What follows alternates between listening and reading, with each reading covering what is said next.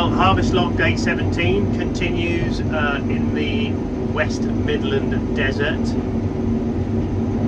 We are in a field called Hollowbrooks, and it's a field of two soil types. Just at the heavier end of the field here, and all the yields are pretty low, but where it's held on to a little bit of moisture, it's slightly better. Going up the tram line as well, so yeah, a little bit of the header not being filled up. So moistures continue to be really dry. We are 10-11% moisture. There's no point in waiting. Forecasted a little bit of rain last weekend, never really materialised. Forecasting a bit this weekend coming. I suspect that is going to evade us as well. Then as we come up off the slightly heavier bits, it's yeah, the yield drops off quite significantly.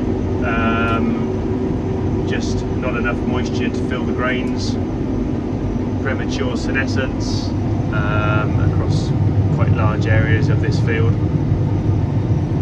So we are pushing on,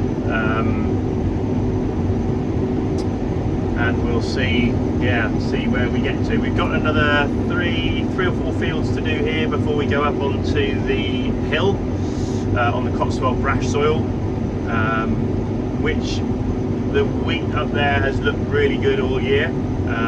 Obviously, again, it's another thin soil, so we shall wait and see what happens when we get to that bit. But it's dry, and we're getting the acres covered quite well at the moment. We've got the SCU engaged as well at the moment, so we're just taking out some little bits of weed seed at the same time. And today we installed some convex concaves. So rather than having 3 concaves sort of sections over that area, there are now 6, and there are bars on them in a slightly different formation. So as the grain hits the rotor, comes through the rotor and hits the concaves, it's hitting those concaves at 90 degrees.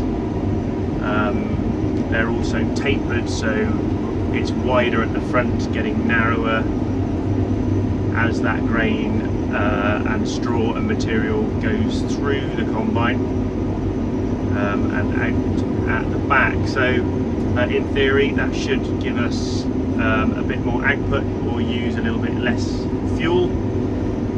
We will be able to pick that up, I think, through the Regenerative system, which is our like machine tracking system. So we've got all the fields mapped. All the machines have got a GPS receiver on them, and as a machine enters the field, the tracking begins. It moves from road mode to field mode, and depending on what tractor and what implement, which it uses Bluetooth to connect to, we can work out the time spent in each field, the amount of fuel used, and from there we can put that into our carbon footprinting recording system called Sandy by Trinity Agtech, to give us carbon emissions for all the different operations that we are undertaking to grow the food. So yeah, lots of tech going on in the background. There's the Regenerative receiver for the combine. That's plugged into the telematics, so it's basically sending all the combine information, forward speed, area, output, fuel use, off to a different platform that we can then analyse. So that's stuff to look at after harvest. Right now we'll continue to push on, not going too crazy with the forecast. It's all good. Yeah, stay tuned for more.